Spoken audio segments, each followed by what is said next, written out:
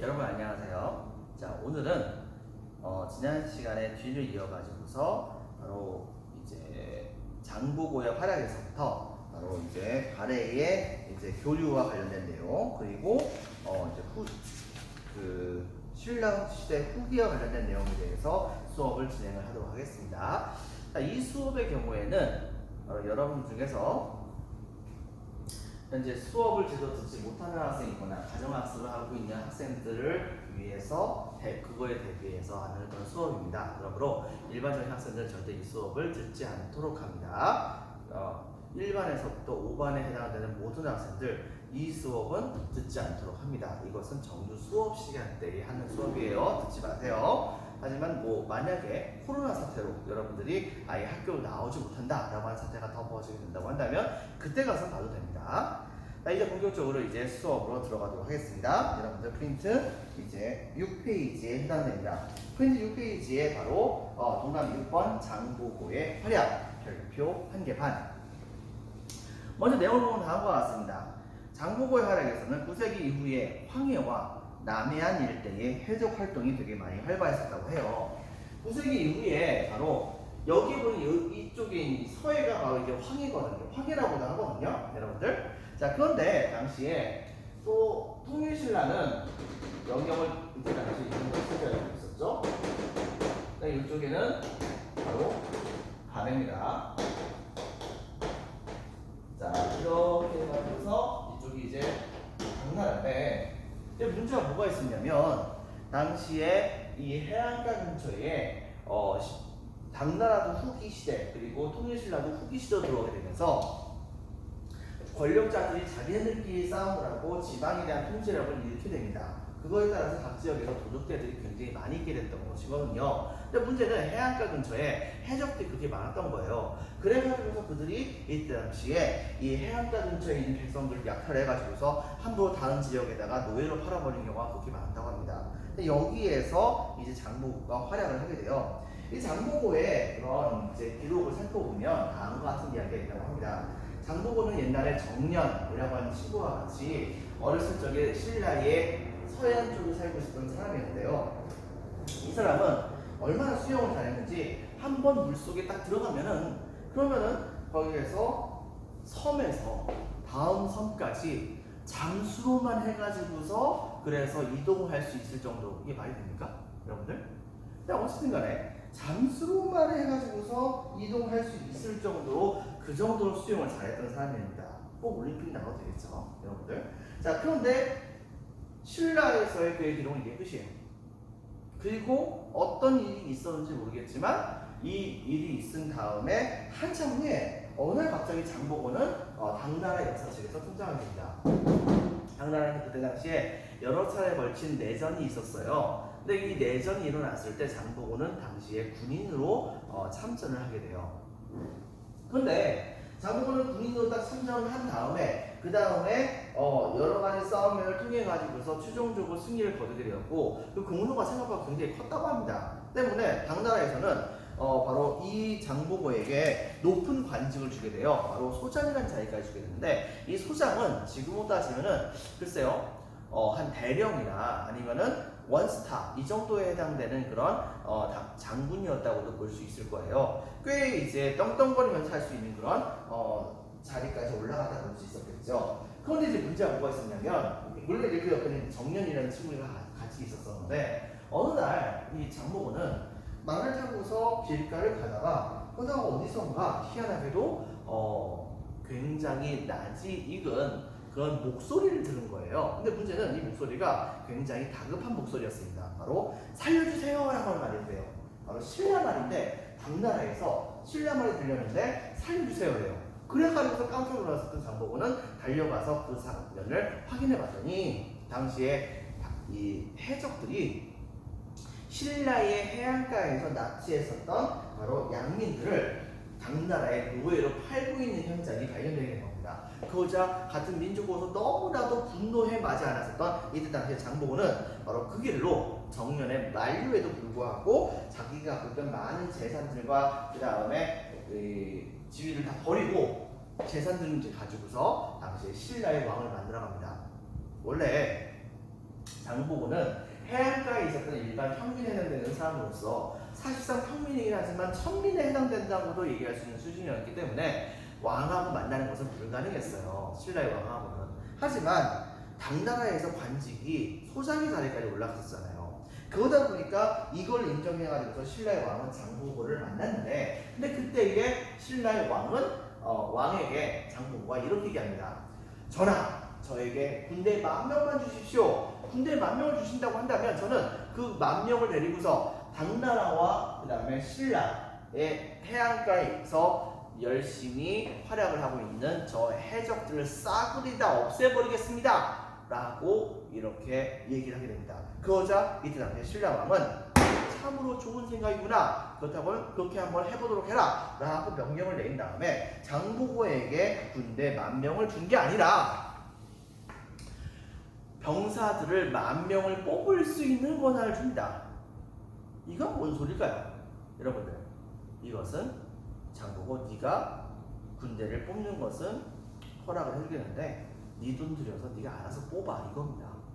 그런데 장보고는 실제로 자기 돈 들여가지고서 군인들을 뽑았어요. 그리고 그들을 훈련시켰죠.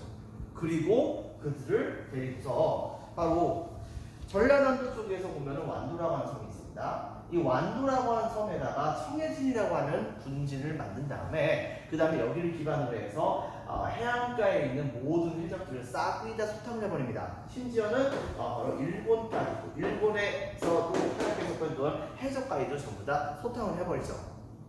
자, 이렇게 되다 보니까 당시에 당나라하고 통일신라와 그 다음에 일본 사이에는 장보고가 평화를 보장을 해주고 있었기 때문에, 그렇기 때문에 여기에서 교류가 그렇게 잘 일어났었대요. 그럼 뒤집어 얘기하면 무슨 말이냐면 당시에 당나라와 통일신라와 일본의 장사를 하는 사람들은 바로 이 장보고의 눈치를 보지 않고서는 바다를 건널 수 없었다는 얘기가 되는 겁니다. 어쨌든 간에 그렇게 해가지고서 강력한 군진을 구축했었던 이 장보고 잘 활약을 했었죠. 먼저 적겠습니다. 동감 1번. 장보고가 완도의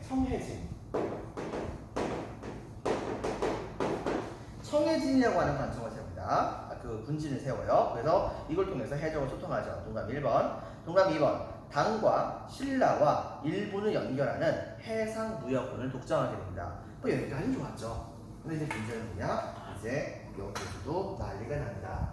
바로 이 장보고 얼마 후에 어떤 일이 벌어졌냐면 이제 자기를 지지해줬었던 신라의 왕이 돌아가시게 됐어요. 그런데 당시에 다음 때의 왕의 후보자를 누구를 세울 것인가를 가지고서 신라의 진골 귀족들끼리 막 엄청나게 싸움이 막 벌어지고 있었던 상황이었는데, 다음 때 왕의 후보자로 지정됐던 사람이 끄트머리에 이제 배신을 당해가지고서 죽임을 당하고 다른 사람이 왕이 됩니다.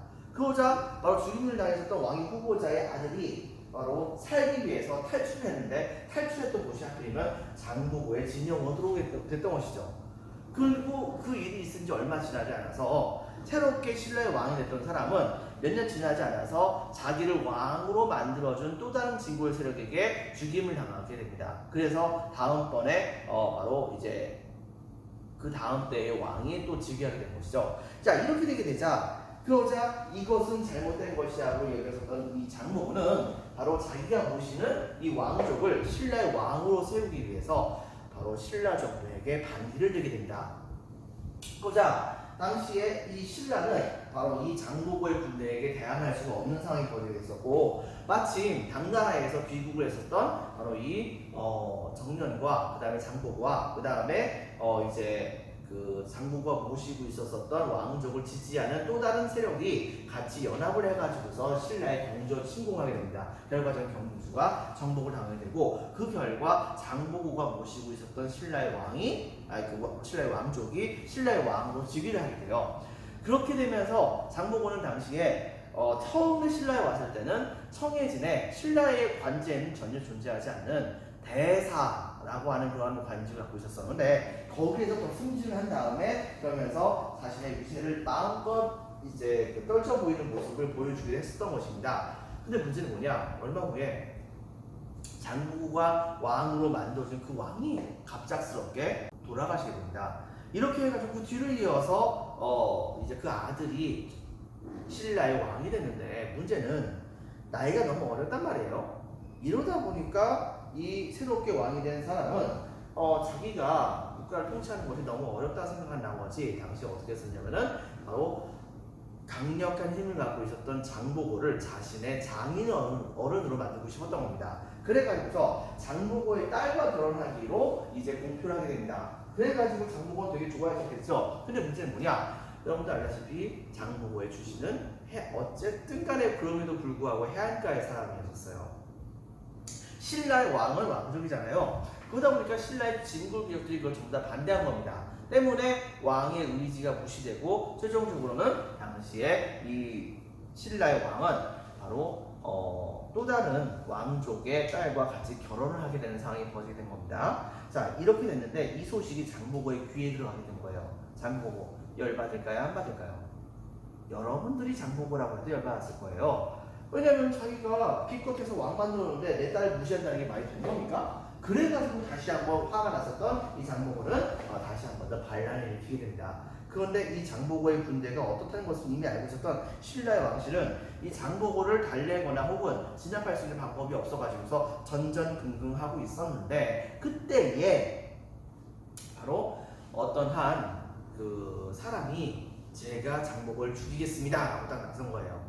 그 사람의 이름은 바로 염장이라고 하는 사람이었습니다. 이 염장이라고 하는 사람은 이때 당시 신라의 왕에게 이렇게 얘기했습니다. 제가 만약에 장보고의 진영으로 가거든 저의 처자식들을 전부 다 감옥에 가둬주세요 라고 얘기한 겁니다. 그래가지고서 그 사람이 시킨 대로 신라의 왕실은 그렇게 진행을 했죠. 염장은 드디어 이 장보고의 진영으로 갔습니다. 갔는데 알고 봤더니 염장이 장보고하고 옛날에 되게 친했던 사람이었던 거예요. 반정공신에 했던 사람이기 때문에 장보고는 이 염장을 되게 기뻐하면서 맞이했는데 때마침 들려온 소문에 의하면 염장의 그런 처자식들이 바로 신라 왕실에게 잡혀가지고서 감옥에 들어갔다라고 하는 그 소식이 전해지게 되자 염장은 그걸 피해서 장보고에게 몸을 의탁하러 온 곳이라고 생각했던 것이죠. 그래가지고 장보고는 이 염장을 열심히 이렇게 잘 환대해줬는데 이 문제는 이제 한번 수신 겁니다. 한 자리에 같이 모여가지고서 이 염장과 장보고는 옛날에 횃불 불면서 정말 진탕술을 마셨다고 합니다. 근데 진탕술을 마시다가 거기다가 장보고가 너무 깊은 나머지 너무 술을 많이 마셔가지고 그만 쓰러졌는데 바로 그 틈을 타가지고서 염장은 바로 가슴 속에서 몰래 숨겨왔던 비수를 꺼내서 그대로 장보고의 가슴에다가 꽂아버립니다. 그리고서는 바깥으로 나가서 역적 장보고를 내가 죽였으니 너희들 전부 다 항복해라 라고 얘기했고 졸지에 우두머리를 잃게 되어서 우두머리를 잃게 되었었던 청해진은 항복을 할 수밖에 없었다고 하죠. 이렇게 되면서 장보고는 허무하게 삶을 마치게 되었다고 합니다. 자, 바로 이동국과 관련된 내용이 나중에 또 한 번 더 나오니까 한번 기억을 해주세요. 장보고의 얼굴은 교과서 81페이지에 나와 있기도 합니다. 그 모습을 한번 확인해 주기 바랍니다. 자, 2번 발해의 길 사방으로 뻗어나가다에 대한 내용에서 보면 다음과 같은 걸 볼 수가 있겠습니다. 먼저 발해의 경우엔 지난 시간에 선생님이 얘기했다시피 발해에는 수도가 몇 개가 있죠? 여러분들? 발해에는 수도가 5개가 있습니다. 이것을 오경이라고 하죠. 하지만은 진짜 제대로 된 수도 역할을 했던 것은 바로 오경 중에서 상경 용천부다라고 얘기했었습니다. 빈칸이 됐습니다. 오경을 잇는 국내 도로 및 신라, 그 다음에 당, 일본, 거란을 잇는 5개의 교통로가 연결되었다라고 볼 수가 있겠습니다. 즉, 이 발해의 수도였던 상경을 중심으로 해가지고서 한쪽은 일본으로 가는 그런 길이 있었고 이쪽에는 이제 거란이 있었는데 이 거란과 연결되어 있는 거란로라고 하는 길이 있었던 것이죠. 그 다음에 또 하나 이제 뭐가 있었냐면은 바로 이 발해의 수도에서 나와가지고서 옛날에 이 발해인들이 도망왔었던 영주도라고 하는 곳이 있었었고 또 하나는 바로 당시에 이걸 통해 가지고서 이쪽에 있는 해안가를 통해 가지고 당나라로 건너가는 당나라의 산동반도로 건너가는 바로 조공도라고 하는 그런 그 길이 있었던 겁니다. 바로 이렇게 이제 5개의 길이 있었다는 걸 같이 기억을 해주기 바랍니다. 동그라미 1번 조공도, 당나라와 연결된 그런 길이죠. 동그라미 2번 영주도, 그리고 동그라미 3번은 빈칸에 적겠습니다. 신라도, 신라와 같이 연결된 것이죠. 동그라미 4번은 거란도, 그 다음에 동그라미 5번은 일본도. 이 5개의 교통로 별표 하나 쳐주세요. 그리고 신라와의 교류에서는 이때 당시에 동경 용원부에서부터 시작을 해가지고 신라 국경을 지나서 경주까지 이르는 바로 신라도라고 하는 길이 있었다는 것을 여러분들이 기억을 해주기 바랍니다. 자, 그래서 비추치겠습니다. 동경 용원부에서 신라 국경까지 역설치 비추자. 빈칸에 들어갈 말은 뭐죠? 바로 신라도입니다. 신라도. 자, 3번 당과의 교류 관계. 자, 여러분도 알다시피 당나라와 본격적으로 화해했었던 발해의 제3대 왕이 누굽니까? 여러분들 바로 문왕이죠. 문왕. 자, 문왕 때 친선관계를 유지하게 됩니다. 문왕 때 친선관계 유출.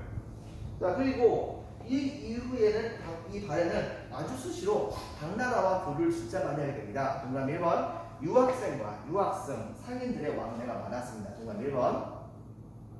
동그라미 2번은 당이 산둥반도에 아예 발해인의 그 사신들이 오는 것을 전문적으로 맞이하기 위한 발해인 사신들만을 위한 이제 관청까지 만들어서 운영할 정도가 됐었어요. 이걸 일컬어서 바로 뭐라고 부르냐면 발해관이라고 합니다. 발해관 별표 하나 쳐주세요.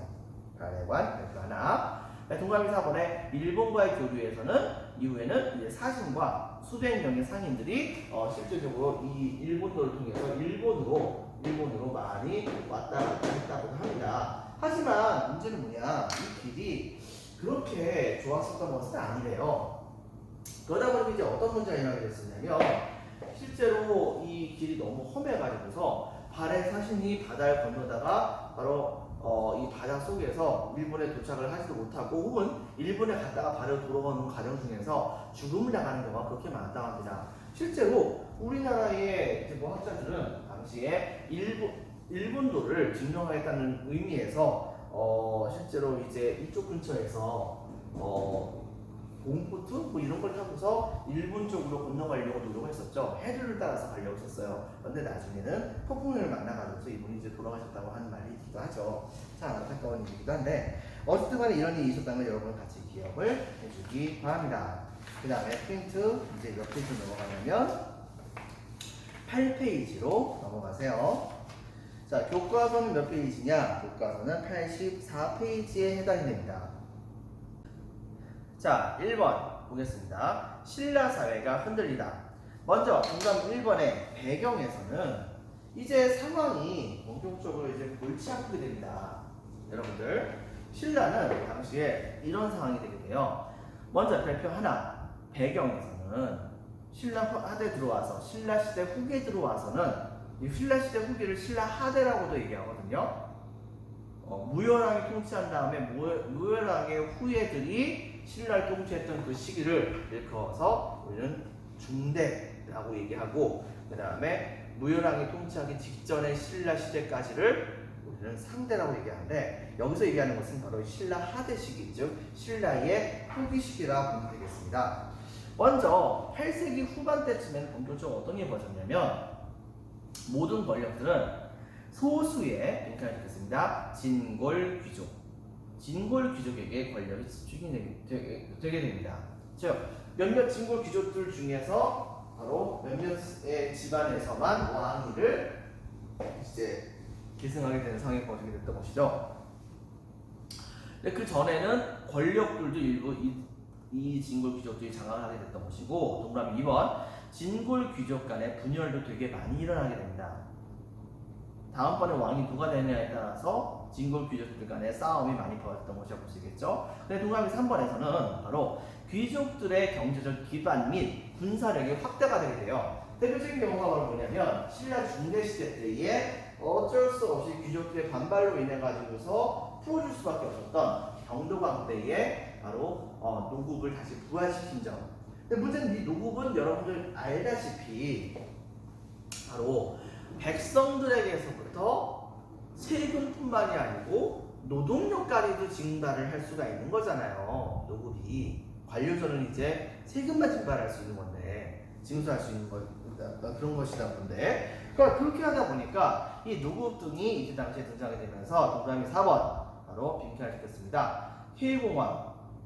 자, 해공왕 여입니다. 해공왕.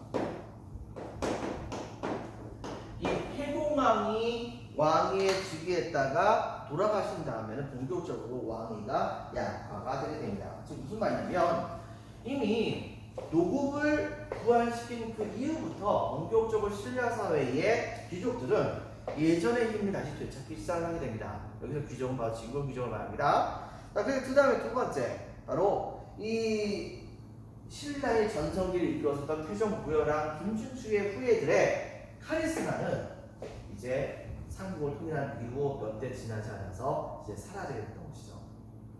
해공왕이 왕위를 계승하게 되었을 때 그때 바로 이때 당시에 굉장히 많은 사람들은 이 해공왕의 권위를 그다지 좀 많이 무시를 했던 것 같아요.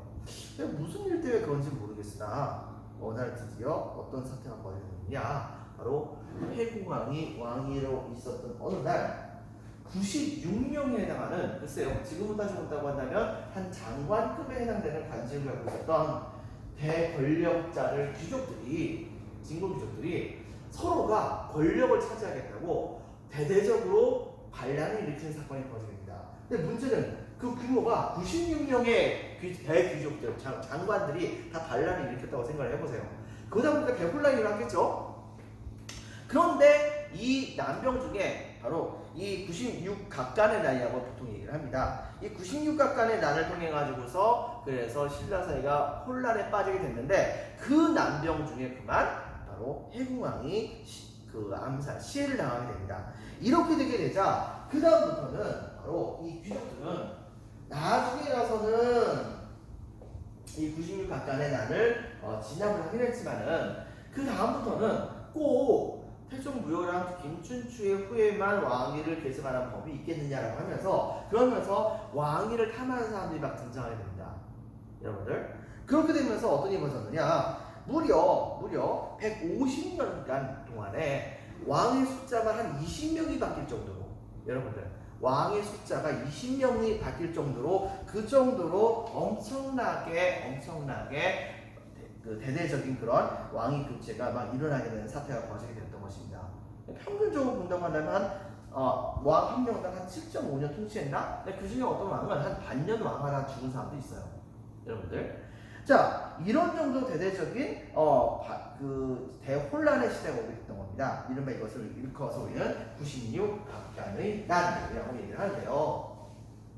이걸 시작으로 해서 신라 왕실은 귀족들이 서로 자기네들이 왕위를 차지하기 위해서 치열하게 싸움을 벌이는 시대가 도래하게 되었던 것입니다. 자, 그런 과정 중에서 자, 동그라미 3번. 당연히 여러분 생각해보세요. 진골 귀족들은 자기네들이 갖고 있었던 관직이 뭐든 간에 어쨌든 간에 자기는 진짜 왕을 하고 싶잖아요. 그러다 보니까 중앙관직에 대해서 관심을 가질지 몰라도 지방에 대해서 관심을 가질 리가 없겠죠. 그러다 보니까 지방 통치도 대혼란에 빠지게 됐던 겁니다. 자, 동그라미 3번에서 본다고 한다면 먼저 중앙 정치의 혼란으로 지방 통치력이 약화가 되게 되면서, 먼저 이 시대 때에 가장 억울했었던 사람이 누굴까요? 억울했었던 그런 진골 귀족이 바로 누굴까요?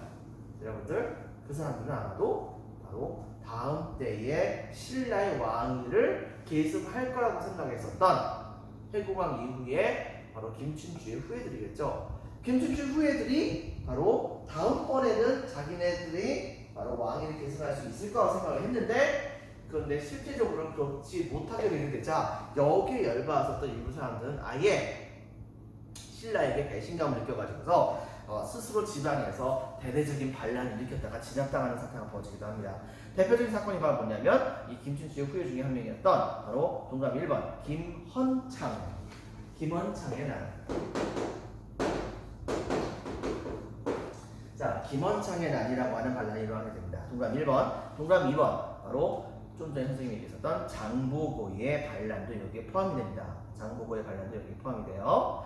그 다음에 동그라미 4번에 자, 먼저 본다고 한다면 문제가 뭐가 있었냐면은 지방민들이 각 지역에서 이제 본격적으로 봉기하기 시작했다는 거예요. 진골 귀족들은 지네들끼리 싸우느라고 정신이 없죠. 자, 그러다 보니까 동감 1번 진골 귀족 간 왕위 다툼으로 인한 혼란이 일어났고, 그 다음에 동감 2번 바로 노급이 부활된 다음에 진골 귀족들은 자기가 갖고 있는 모든 걸 다 동원해서 지가 왕이 되려고 했었습니다. 그러다 보니까 바로 자기의 사병들을 열심히 쥐어짰다고 볼 수 있겠죠. 사병들과 그 다음에 자기 소유에 있었던 바로 농민들을 열심히 쥐어짜게 됩니다. 동그라미 2번 노급 부활 이후 귀족들의 심한 농민 수탈이 심했습니다. 거기다가 동그라미 3번 가끔가다 여러분 알다시피 나쁜 일은 항상 겹쳐서 오는 경우가 많잖아요. 무슨 말이냐? 바로 동그라미 3번 자연재해가 굉장히 심각하게 됩니다.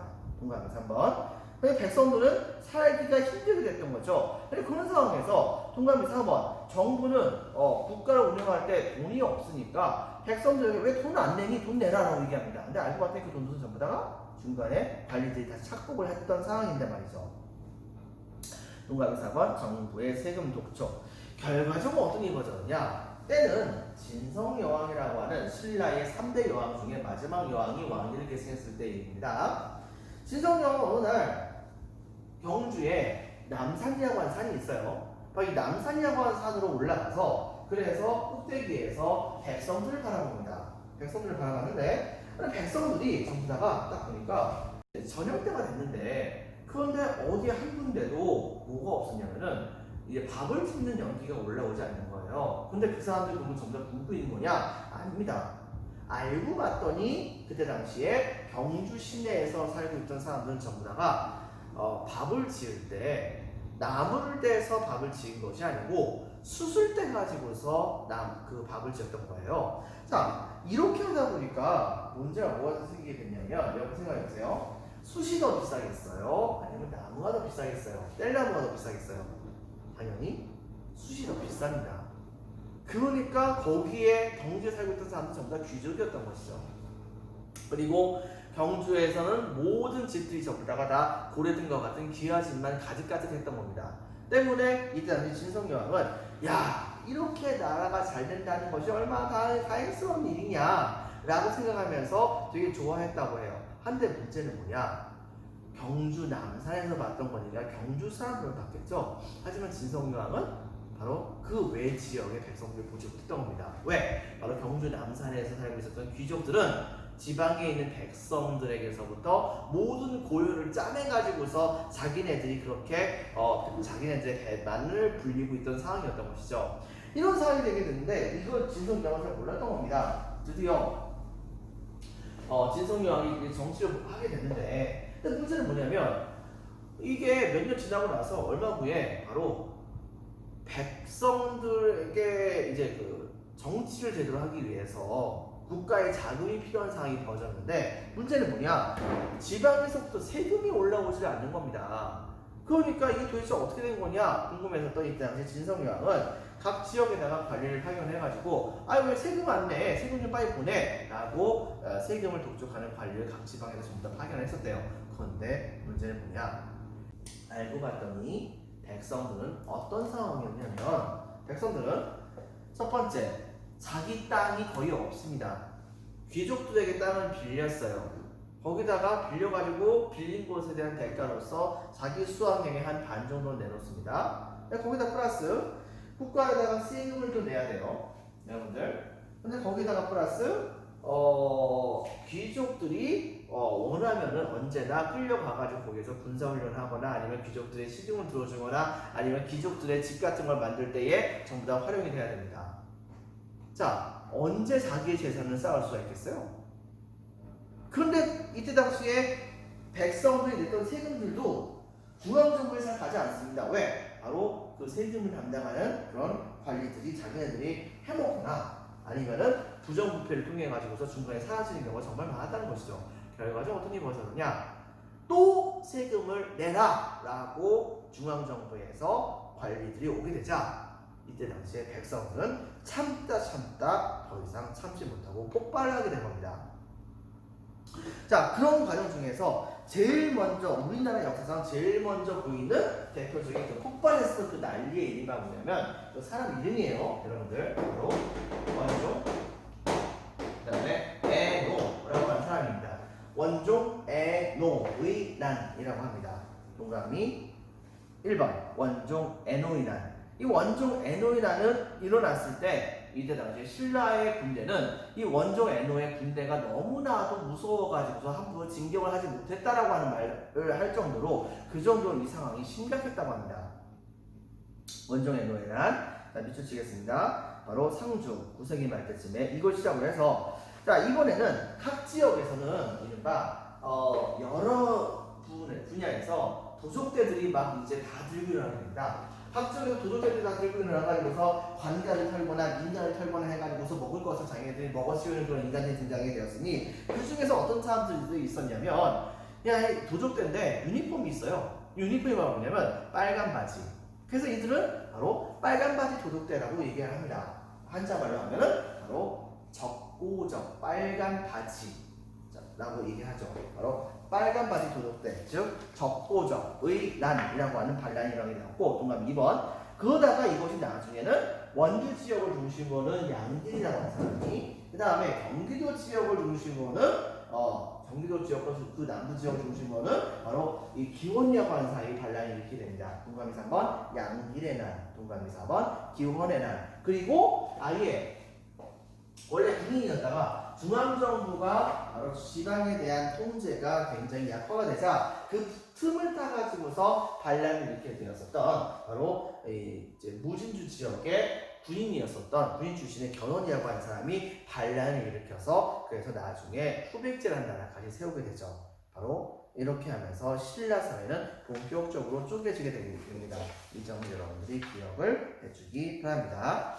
자, 여러분들 오늘은 일단 여기까지 하도록 하겠습니다. 티노트 학습지 전부 다 잘 작성을 해주도록 하기 바랍니다. 시험을 잘 볼 수 있도록 하기 바랍니다. 역시 자, 감사합니다.